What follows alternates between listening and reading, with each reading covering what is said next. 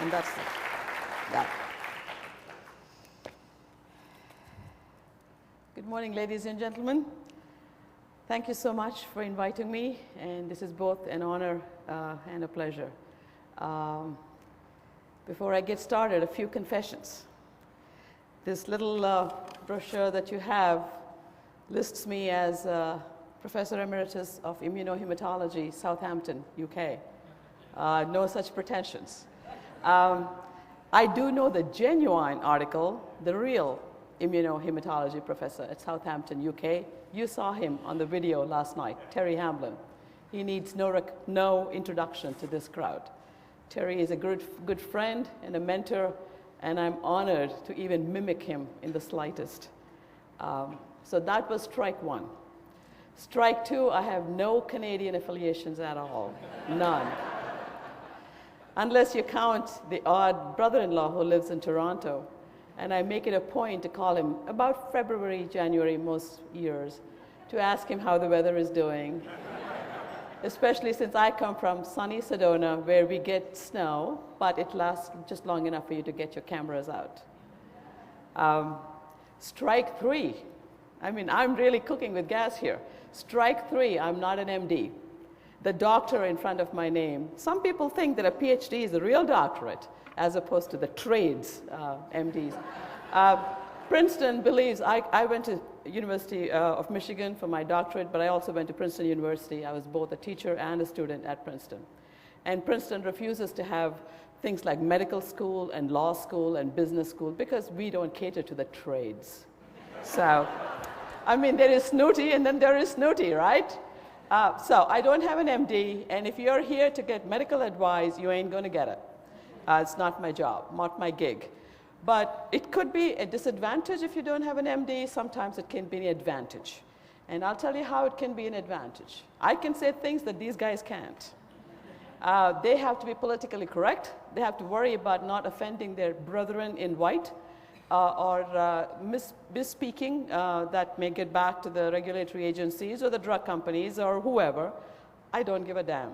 I can say exactly what I please, and I plan to. Okay. So if I get booed off stage, then I know I've gone too far. Okay. Back in the 70s, and most of us here are no spring chickens. We've probably been in the 70s, flower children of a kind. You might have read a book called Future Shock by a guy called Alvin Toffler, right? God, I drew a blank on that one. And in that book, the author talked about something called future shock, which is as information overload gets as more and more, if things get spinning out of control faster and faster, the human brain just can't cope with it. And I think we are in a similar situation when it comes to CLL. There is an information overload, and we are all struggling with it. And it's not just patients. Doctors are struggling with it too. I would be hard-pressed to tell you one CLL expert that knows every single clinical trial and the ramifications of every single clinical trial that's going on in the world. There's just no such expert. You will go to different expert centers and you will get the flavor of the dog food that's happened to be on sale that day. I doubt that you will get the same flavor at different institutions. PCR in some places, FCR in others, gene therapy in others, CAMPAT, you name it. You can literally pick the therapy of choice by choosing the appropriate cancer center. And that's a little puzzling and a little scary to patients who are looking for one expert that knows all the answers. There is no such person. And I'd be the first one to admit there is no such patient advocate either. So if there is one prognostic indicator that's really important, besides IGVH and all this other guff, it's called skepticism. Hang on to your wallets, guys, okay? If something sounds too good, it generally is. So be smart, don't buy snake oil. Okay, how do I get this thing started? Oh, it's already started, great. So that's supposed to be a fire hydrant, and try getting a drink out of a fire hydrant and all you get is blown off your feet. And that's what a lot of information overload is doing to us. I want to talk a little bit about the kinder and gentler times when life was simple, girls were girls and men were men, and so on and so forth. And it was a simple cancer. Geez, they even told us it was a good cancer. It was the old man's disease. Well, sure, it was a good cancer because, you know, you didn't die dramatically after you were diagnosed, writhing in pain. So I guess that's good. Old man's disease, I guess people back in the 70s, if you're 60 years old, you were an old man. I don't think anybody here would admit that 60 is an old man. And if you do, keep it to yourself. I just turned 60. And, you know, I'm not about to concede that ground yet, you know. There was a time when I was 30 and 60 was over the hill, but hey, 60, I'm a spring chicken yet. I don't know about you. So we've dispensed with the good cancer, and we've dispensed with the old man's disease. There was a man's component to it, because it was considered that men had CLL more often than women. And I think there is still a little tendency to that in the epidemiological studies. It seems to be more male-dominated.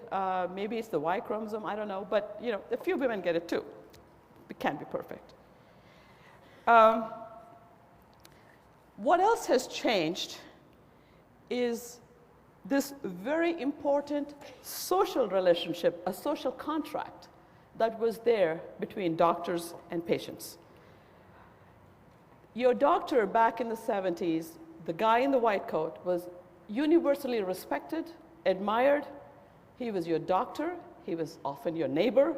He was definitely your father confessor. He was Marcus Welby, who took care of you.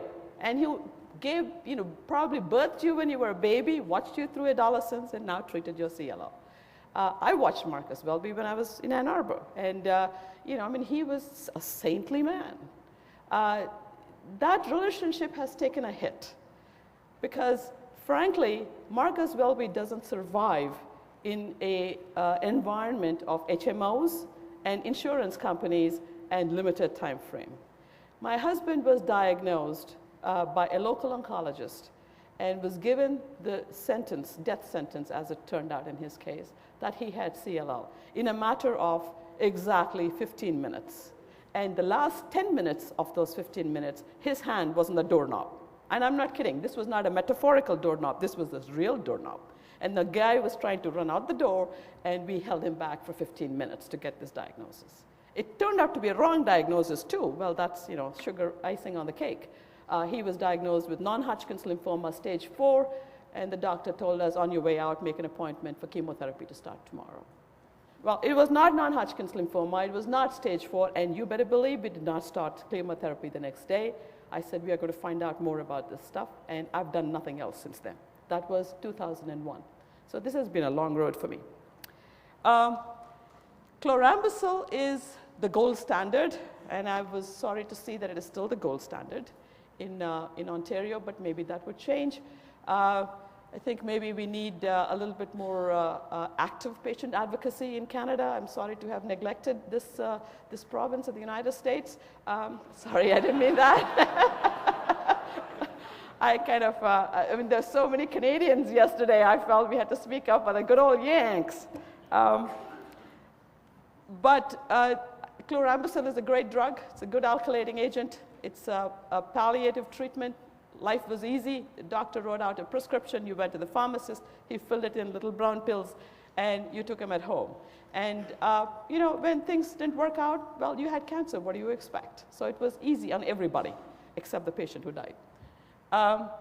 One size fits all, I don't think it does. Frankly, if there is anything we've learned, it is that one size does not fit all.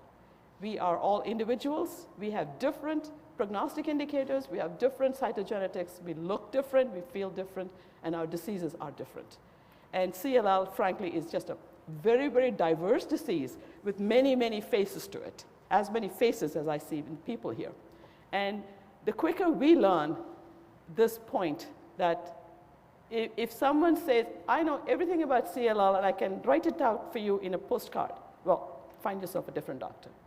Because it's a very different, difficult disease to treat. Expectations are hard to treat, and confusion is reigning supreme.